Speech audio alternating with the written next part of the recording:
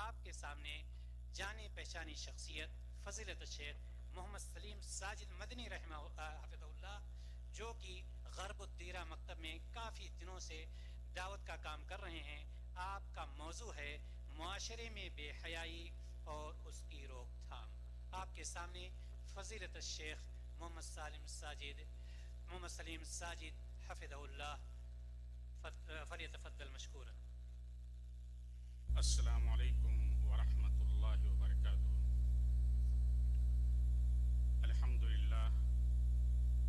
للہ نحمده ونستعینه ونستغفره ونؤمن به ونتوکل علیہ ونعوذ باللہ من شرور انفسنا ومن سیئات اعمالنا، من يهده الله فلا مضل له ومن يضلل فلا هادي له، وأشهد أن لا إله إلا الله وحده لا شريك له، وأشهد أن محمدا عبده ورسوله، أما بعد فإن خير الحديث كتاب الله، وخير الهدي هدي محمد صلى الله عليه وسلم، وشر الأمور محدثاتها، وكل محدثة بدعة، وكل بدعة ضلالة، وكل ضلالة في النار، فأعوذ بالله السميع العليم من الشيطان الرجيم، بسم الله الرحمن الرحيم، من عمل صالحا من ذكر أو أنثى وهو مؤمن فلنحيينه حياة طيبة ولنجزينهم أجرهم بأحسن ما كانوا يعملون۔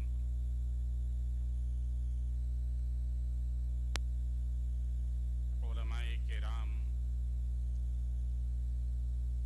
معزز حاضرین مجلس، اللہ تعالیٰ نے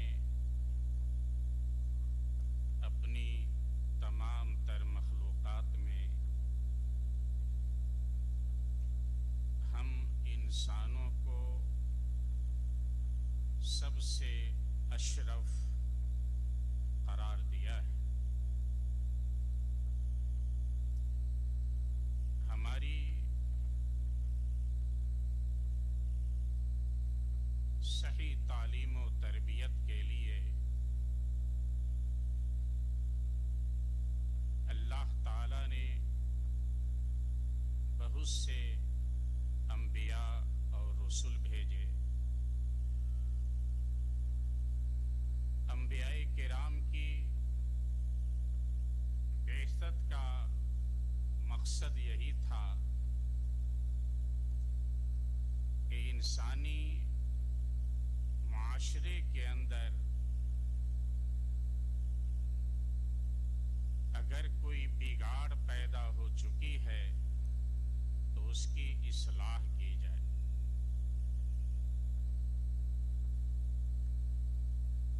چاہے وہ عقیدے کی بگاڑ ہو، معاشی بگاڑ ہو، اخلاقی بگاڑ ہو، سیاسی بگاڑ ہو،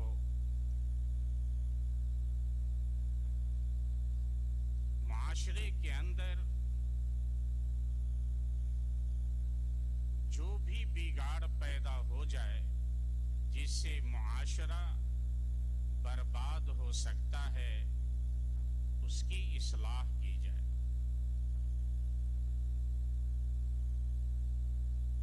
حمد و صلات کے بعد قرآن مجید کی سورہ نحل کی ایک آیت آپ کے سامنے پیش کی ہے۔ اللہ تعالیٰ فرماتا ہے کہ من عمل صالحا من ذکر او انثى وهو مؤمن، کہ جو بھی مرد یا عورت نیک عمل کرے وہ صاحب ایمان ہو فَلَنُحْيِيَنَّهُ حَيَاةً طَيِّبَةً، تو ہم اسے اچھی اور پاکیزہ زندگی عطا کریں گے. وَلَنَجْزِيَنَّهُمْ أَجْرَهُمْ بِأَحْسَنِ مَا كَانُوا يَعْمَلُونَ، اور ہم ان کے اعمال کا بہت بہتر اور نیک صلہ عطا کریں گے. میرے بزرگوں اور بھائیوں،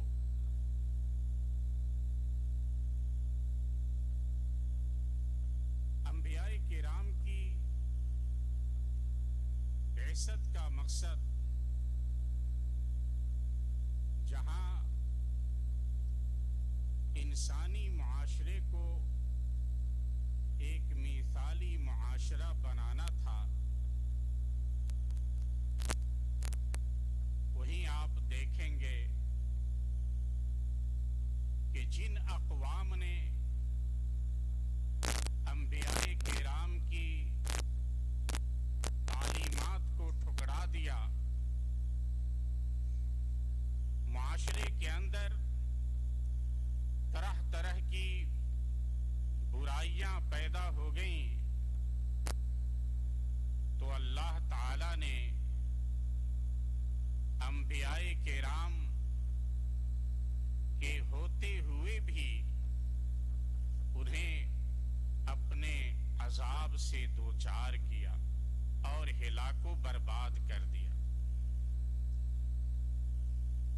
سورہ عنکبوت آیت نمبر 40 سے پہلے اللہ تعالی نے چند اقوام کا ذکر فرمایا ہے اور اس کے بعد بیان فرمایا فَكُلًّا أَخَذْنَا بِذَنبِهِ. ان مذکورہ اقوام میں سے ہم نے ہر ایک کو ان کے گناہ کی وجہ سے پکڑ لیا، انہیں دبوچ لیا. فَمِنْهُمْ مَنْ أَرْسَلْنَا عَلَيْهِ حَاصِبًا، ان میں ایسی قوم بھی گزری ہے جس کے اوپر ہم نے آسمان سے پتھر کی بارش کی اور ہلاک و برباد کر دیا. وَمِنْهُمْ مَنْ أَخَذَتْهُ الصَّيْحَةُ، اور ان میں سے کسی قوم کو چیخ و پکار نے، عجیب و غریب کی آواز نے اپنے لپیٹ میں لے لیا اور اسے تباہ کر دیا. وَمِنْهُمْ مَنْ خَسَفْنَا بِهِ الْأَرْضِ، اور ان میں سے کچھ لوگوں کو ہم نے زمین میں دھنسا دیا. وَمِنْهُمْ مَنْ أَغْرَقْنَا، اور ان میں سے کچھ لوگوں کو ہم نے پانی میں ڈبو دیا. وَمَا كَانَ اللَّهُ لِيَظْلِمَهُمْ، اللہ تعالیٰ نے ان کے اوپر کوئی ظلم نہیں کیا. وَلَكِنْ كَانُوا أَنفُسَهُمْ يَظْلِمُونَ، لیکن یہ لوگ اپنے کرتوت کے ذریعے، اپنے برے اعمال کے ذریعے اپنی نفسوں پر، اپنی جانوں پہ ظلم کرتے تھے. میرے بھائیوں، معاشرہ اگر مثالی ہو، تہذیب و تمدن اور ثقافت سے بھرپور ہو، تو وہی معاشرہ ترقی یافتہ کہلاتا ہے. ترقی کا تعلق پیسے اور دولت سے نہیں ہے، انسان کے وقار، عزت و آبرو، زندگی گزارنے کے سلیقے، تہذیب و ثقافت، یہ اگر بہتر ہیں تو آپ سمجھیں کہ یہ سوسائٹی اور معاشرہ کامیاب ہے، تو اخلاق کی دولت سے بھرا ہے میرا دامن، گو پاس میرے درہم و دینار نہیں ہیں۔ اگر انسان اخلاق و کردار کا پیکر ہو تو اس کے پاس دولت نہیں بھی ہو، لوگ اس کا احترام کرتے ہیں، عزت کی نگاہ سے دیکھتے ہیں۔ ایسے ہی وہ معاشرہ جس کے اندر اچھی تہذیب اور ثقافت ہو، اس معاشرے کو احترام کی نظر سے دیکھا جاتا ہے۔ اور آپ سب جانتے ہیں کہ معاشرہ افراد سے بنتا ہے۔ اچھے معاشرے کے لیے ضروری ہے کہ اس معاشرہ میں رہنے والے افراد کو مثالی بنانے کی کوشش کی جائے، ان افراد کے اندر صحیح ثقافت، تہذیب و تمدن کو جگہ دلانے کی کوشش کی جائے۔ اسی طریقے سے افراد کو بنانے کے لیے علامہ اقبال رحمہ اللہ نے فرمایا کہ افراد کے ہاتھوں میں ہے اقوام کی تقدیر، ہر فرد ہے ملت کے مقدر کا ستارہ۔ اگر کسی سوسائٹی کے افراد اچھے ہیں تو سمجھیں کہ وہ سوسائٹی بہتر ہے، ترقی یافتہ ہے، معاشرہ بہتر ہے۔ اور اگر سوسائٹی بگڑ جائے، بری ہو جائے، تو پھر اس کے اخلاق و کردار کے بگڑ جانے سے اس کا وقار بھی مجروح ہو جاتا ہے۔ اور اس کا آپ اندازہ اس دنیا میں بھی لگا سکتے ہیں۔ جس محلے کے اندر اچھے لوگ ہوتے ہیں، اچھے اخلاق و کردار والے ہوتے ہیں، اس محلے کی زمین بھی مہنگی ہوتی ہے، مکان بھی مہنگا ہوتا ہے، کرائے پہ آپ رہنا چاہیں گے بہت بھاری پڑے گا۔ لیکن جہاں برے لوگ رہتے ہیں، اچکے لوگ ہوں، چور لوگ رہتے ہوں، تو وہاں پھر دیکھیں زمین بھی سستی ہوتی ہے، کرایہ بھی کم ہوتا ہے، اور لوگ بد اخلاق لوگوں کے رہنے کی وجہ سے وہاں رہنا پسند نہیں کرتے ہیں۔ ہمارے اسلاف نے اسلامی ثقافت، تہذیب و تمدن کو پوری دنیا کے اندر پھیلایا۔ نبی کریم صلی اللہ علیہ وسلم نے ارشاد فرمایا، انما بعثت لأتمم مکارم الاخلاق، کہ یقیناً میں اس لیے بھیجا گیا ہوں کہ اخلاق و کردار کے اعلی نمونے کو پوری دنیا کے اندر پھیلا سکوں، اسے پورا کر سکوں۔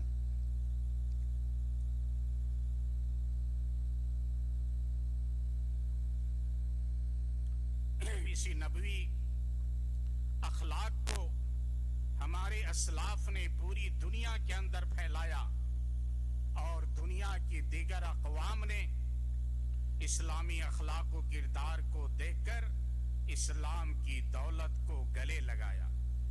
اسی پر علامہ اقبال نے فرمایا کہ مغرب کی وادیوں میں گوجی اذاں ہماری، تھمتا نہ تھا کسی سے سیل رواں ہمارا۔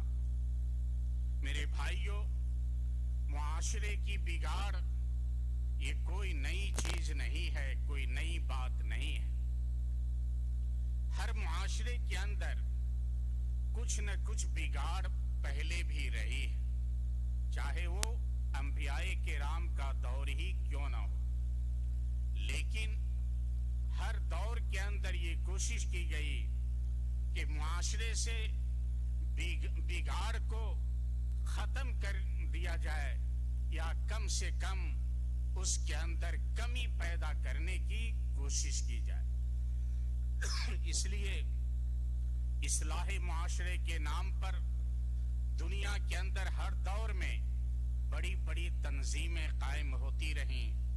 बहुत से लोग इसके लिए आवाज उठाते रहे, मगर देखा ये जा रहा है कि पिछले चंद सालों से मुआशरे के अंदर फसाद बिगाड़ का एक तूफान आया हुआ है।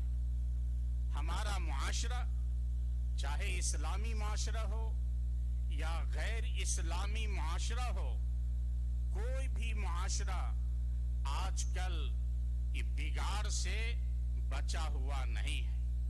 एक अजीबो गरीब तूफान है, सैलाब है, जिससे मुआशरा तबाह बर्बाद हो रहा है।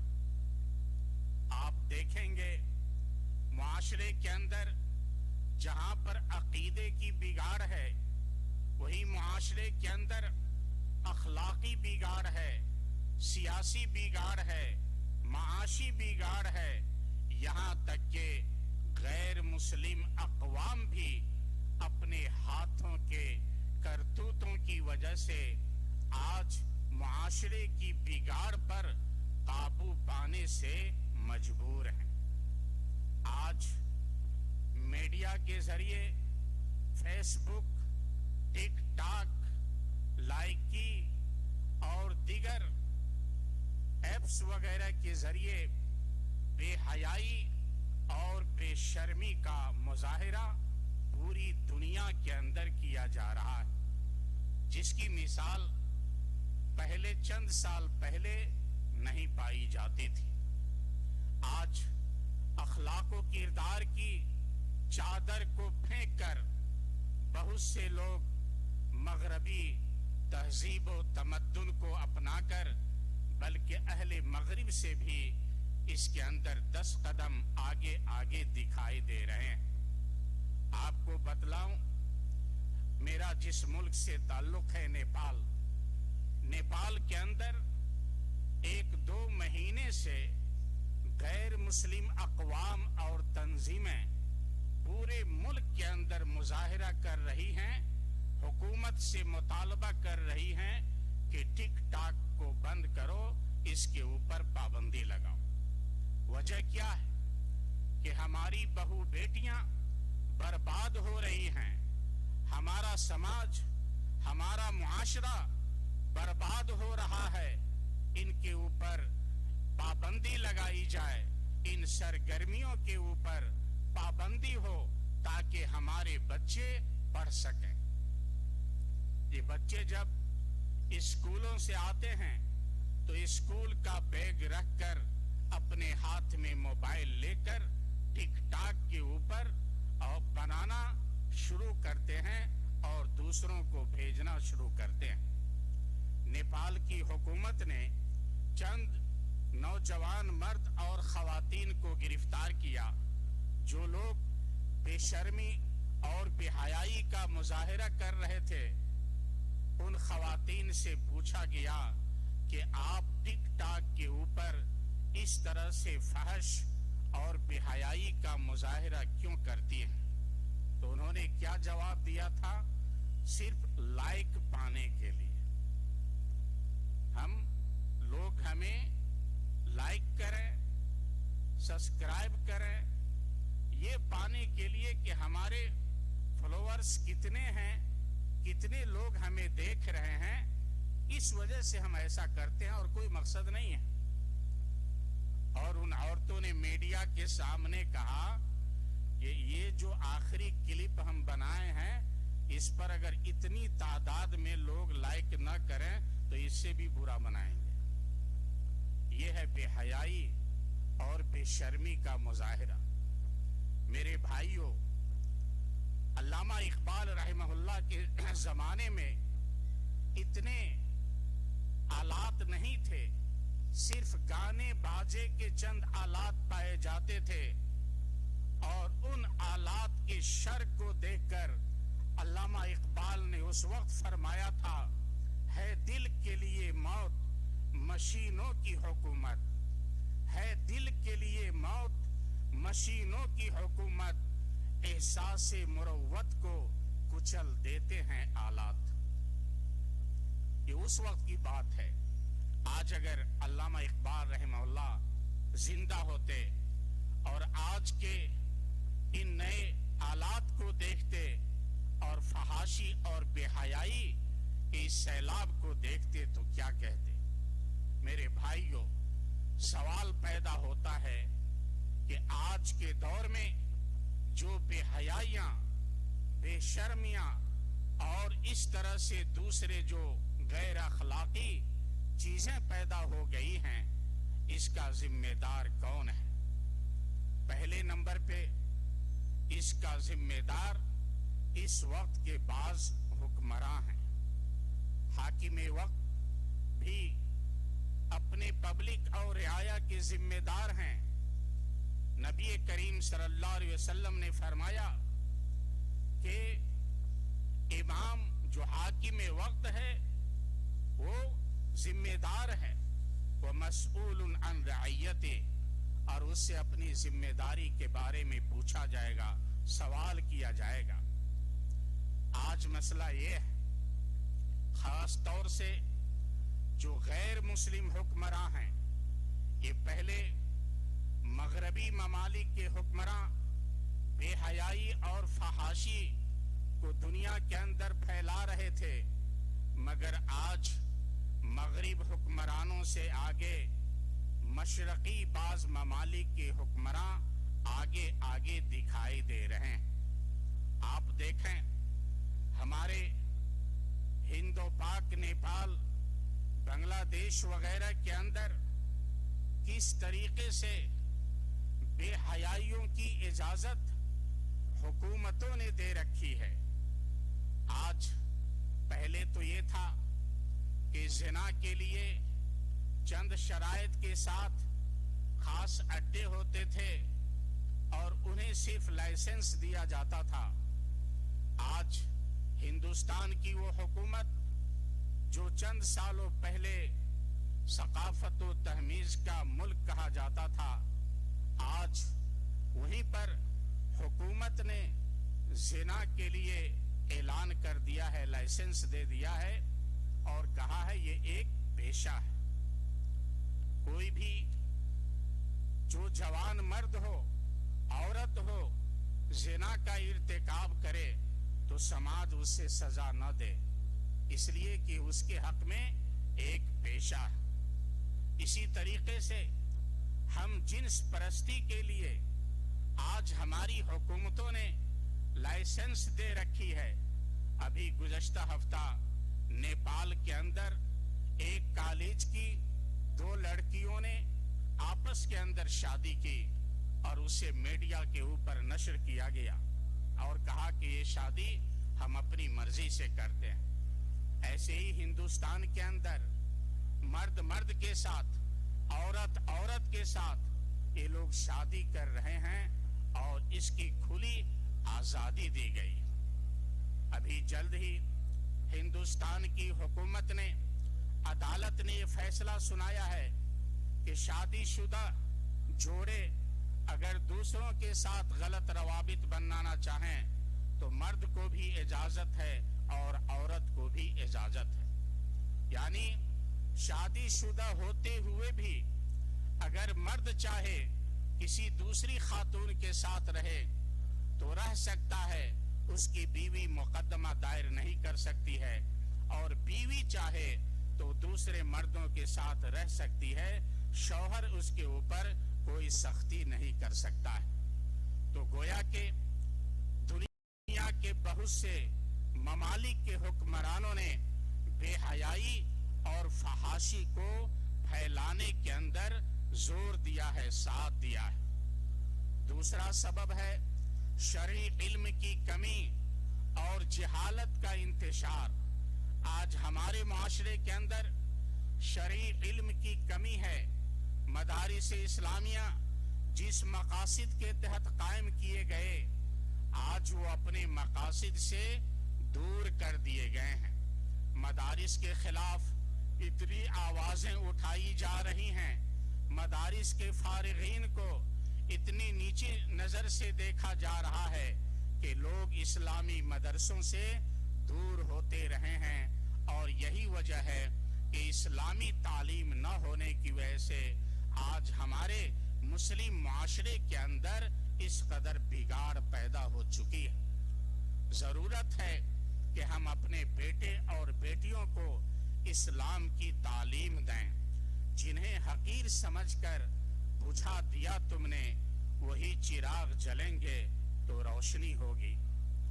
ایسے ہی میرے دوستو، ایک ذمہ دار اس کا جو سبب فحاشی کا، بے حیائی اور بگاڑ کا جو ایک سبب ہے، وہ اہل خانہ کی کوتاہی۔ ابھی آپ کچھ پہلے بچوں کی تعلیم و تربیت سے متعلق خطاب سماعت فرما رہے تھے۔ میرے بھائیوں، ہماری ذمہ داری ہے ہم اپنے بچوں کی صحیح تربیت کریں۔ اللہ تعالیٰ نے فرمایا، یا ایھا الذین آمنوا قوا انفسکم واہلیکم نارا وقودہ الناس والحجارہ، کہ اے ایمان والو، اپنے آپ کو، اپنے اہل خانہ کو جہنم کی آگ سے بچاؤ۔ نبی کریم صلی اللہ علیہ وسلم نے بچوں کی تعلیم و تربیت کے لیے فرمایا، مروا اولادکم بالصلاۃ اذا کانوا سبعا، تمہارے بچے 7 سال کے ہو جائیں انہیں نماز کا حکم کرو، جب 10 سال کے ہو جائیں نماز میں کوتاہی کرے تو تادیباً انہیں رغبت دلانے کے لیے ہلکی پھلکی مار اور پٹائی کیا کرو، تاکہ ان کے اندر اسلامی ثقافت اور تہذیب آ جائے۔ لیکن میرے بھائیوں، اگر جو گھر کے ذمہ دار ہیں، گھر کے جو نگراں ہیں، وہی اگر شریعت اسلامی سے ہٹ جائیں، انہی کے طور طریقے اگر بگڑ جائیں، تو پھر گھر کے بیوی اور بچوں کا حال کیا ہوگا؟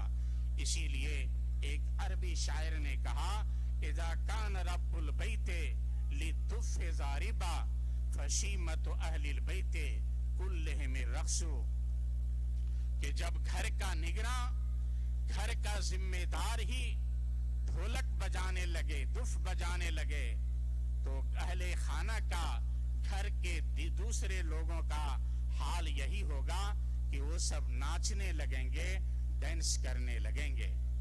اسی طریقے سے میرے بھائیوں، ایک ذمہ دار اس کے اندر، یہ ہمارا پورا معاشرہ ہے، پوری ہماری بستی ہے، پورا گاؤں ہے جہاں ہم رہتے ہیں۔ سوسائٹی کے اندر عدم اتحاد کی وجہ سے ہمارے ملکوں کے اندر، خاص طور سے نیپال، ہندوستان میں غیر مسلموں کے ساتھ رہنا ہوتا ہے، اور ان کے آپس کے اندر اتحاد و اتفاق نہ ہونے کی وجہ سے بگاڑ پیدا ہوتی ہے۔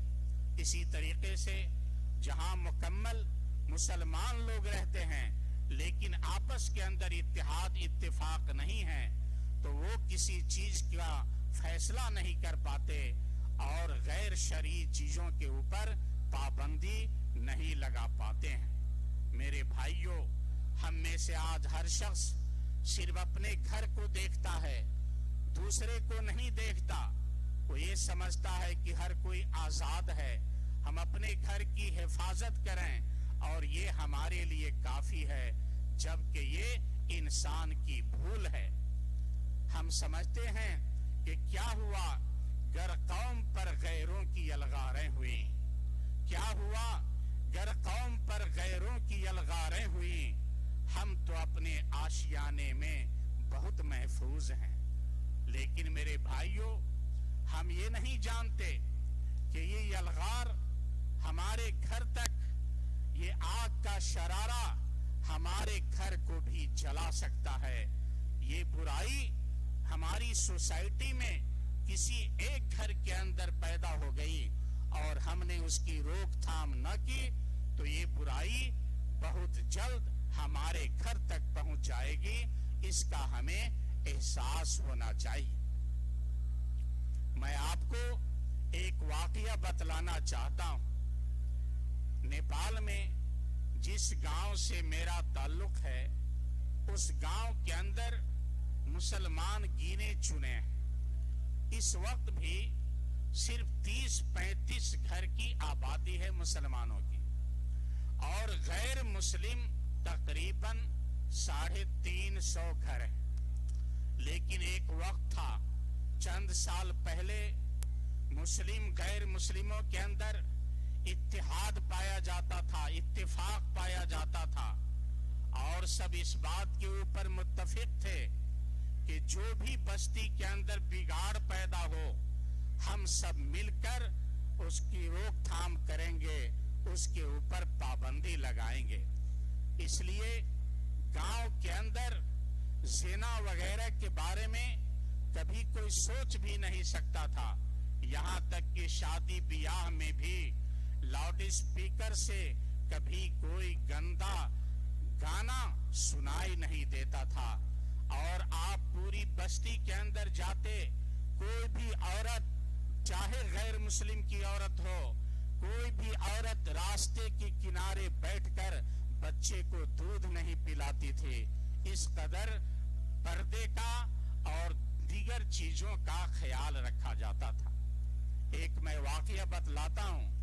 جب میں مدینہ کے اندر پڑھ رہا تھا تو چھٹی کے اندر گھر گیا تھا، اور تقریباً دوپہر کا وقت تھا۔ اپنے گاؤں کے پولیس اسٹیشن کے پاس بہت سے لوگ بیٹھے ہوئے تھے ایک درخت کے سائے میں، اور میں بھی وہیں پہ بیٹھا ہوا تھا۔ کچھ من چلے جو نوجوان تھے وہ گاؤں سے سائیکل لے کر گزرے، 4-5 کی ان کی تعداد تھی۔ یہ لوگ جب گاؤں سے باہر گئے تو زور زور سے ایک گانا گانے لگے۔ اس وقت بھوجپوری کے اندر ایک گانا بہت ہی مشہور تھا کہ لاکھوں میں ایک ہمار بھوجی، یہ گانا بہت مشہور تھا۔ اور وہ جو نوجوان منچلے لوگ تھے یہ گانا گاتے ہوئے وہ جا رہے تھے، اپنی اپنی سائیکل پہ تھے۔ گاؤں کی 4-5 عورتیں گھاس کاٹ کر کے وہ گاؤں کی طرف آ رہی تھی۔ ان عورتوں نے ان نوجوان بچوں کو گالیاں دینا شروع کیا، اور وہ گالیاں دیتے ہوئے گاؤں تک پہنچ گئی۔ جو لوگ پولیس اسٹیشن میں بیٹھے تھے انہوں نے پوچھا کیا ہوا؟ کہا بھی جو 4-5 نوجوان گئے ہیں وہ ہم لوگوں کو دیکھ دیکھ کر اور برے برے گانے گا رہے تھے۔ تو لوگوں نے کہا کہ یہ سب ابھی واپس آئیں گے۔ کیوں؟ کہا کہ ندی میں سیلاب آیا ہوا ہے اور آج کشتی بھی نہیں ہے، تو یہ لوگ باہر جا ہی نہیں سکتے، یہ سب واپس آئیں گے۔ عورتوں سے کہا کہ تم یہیں رہو۔ وہ 4-5 نوجوان واپس آئے۔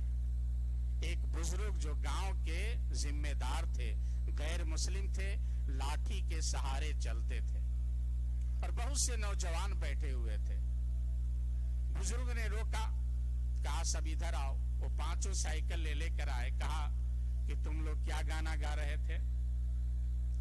کہا کہ نہیں ہم نے تو کسی کو چھیڑا نہیں ہے، ان عورتوں کی طرف ہم نے اشارہ نہیں کیا، بس ایک گانا ہے تو ہم گاتے ہوئے اپنا جا رہے تھے۔ بزرگ نے اپنی لاٹھی سے ایک نوجوان کو صرف ایک لاٹھی مارا، یہ اشارہ تھا، اور جتنے نوجوان بیٹھے تھے وہ 5 کی پٹائی کرنا شروع کر دی۔ میں بھی موجود تھا وہاں پہ۔ وہ 5 سائیکل لے کر بھاگ رہے تھے، اور پیچھے سے سارے نوجوان کھدیڑ کھدیڑ کر مار رہے تھے، یہاں تک کہ گاؤں سے وہ باہر چلے گئے۔ اس کا اثر اتنا پڑا کہ پورے علاقے میں مشہور ہو گیا کہ فلاں بستی سے گزرنا تو گانا مت گانا، جبکہ غیر مسلموں کی اکثریت۔ میرے بھائی، میں نے خود دیکھا بستی کے اندر جب اتحاد تھا، اتفاق تھا، ایک گھاس کاٹنے والی عورت سر پہ ٹوکری نہیں رکھ پا رہی ہے، لیکن ایک نوجوان کو اگر کہتی ہے یہ ٹوکری اٹھا کر ہمارے سر پہ ڈال دو، اور اگر نوجوان اکیلا ہے تو نہیں اٹھاتا تھا، ڈر سے کہ کسی الزام میں مبتلا نہ ہو جاؤں، اس قدر خدشہ تھا۔ لیکن جب جمہوریت نیپال کے اندر آ گئی، گاؤں کے یہی لوگ مختلف سیاسی تنظیموں کے اندر بٹ گئے، ہر پارٹی اپنی پارٹی کے افراد کا حمایت کرنے لگے، تو آج حالت ایسی نہیں ہے۔ آج آپ دیکھیں گے اسی بستی کے اندر سال میں 3-4 واقعات تو ضرور پیدا ہو رہے ہیں۔ 2-3 سالوں سے سن کر دماغ خراب ہوتا ہے کہ فلاں کی بہو فلاں کے ساتھ بھاگ گئی، فلاں کی بیٹی فلاں کے ساتھ بھاگ گئی، فلاں کا لڑکا فلاں کی بہو کو لے کر کے آ گیا۔ یہ ساری چیزیں اپنی جگہ پر ہیں اور لوگ خاموش ہیں، وہ اپنی اپنی پارٹی کا ساتھ دینا شروع کر دیتے ہیں۔ تو ہمارے اندر ضرورت اس بات کی ہے کہ اتحاد پیدا ہو، اور ہر جگہ آسانی سے کام نہیں چلتا، کہیں سختی اپنانی پڑتی ہے۔ علامہ اقبال نے فرمایا، حفاظت پھول کی ممکن نہیں ہے، حفاظت پھول کی ممکن نہیں ہے، اگر کانٹے میں ہو خوئے حریری۔ کہیں کہیں سختی اپنانی پڑتی ہے۔ میں جس بستی کا ہوں، اسی بستی کے بازو میں مسلمانوں کی بہت بڑی بستی ہے اور سب اہل حدیث ہیں۔ مدینہ میں جب پڑھ رہا تھا تو اور چھٹی گیا تو پتہ چلا کہ اس بستی کے 3 مسلمان ہیں جو دوسری بستیوں میں جا کر چھپ چھپ کر شراب پیتے ہیں۔ میں نے انفرادی طور پہ، چونکہ دعوت امر بالمعروف نہی عن المنکر کے اصول کو پڑھا تھا، انفرادی طور پہ تینوں کو سمجھایا۔ ان میں سے ایک شخص گاؤں کا بڑا مالدار آدمی تھا، لیکن میری بات کا کوئی اثر نہیں ہوا۔ لیکن چھٹی میں جب عید کا دن آیا، عید الاضحیٰ کا، کمیٹی والوں نے خطبہ دینے کے لیے مجھے مقرر کیا کہ عید کا خطبہ اس بار آپ دیں گے۔ اس عیدگاہ کے اندر اس وقت 4 بستیوں کے لوگ آتے تھے ارد گرد سے، سب کی عیدگاہ ایک تھی۔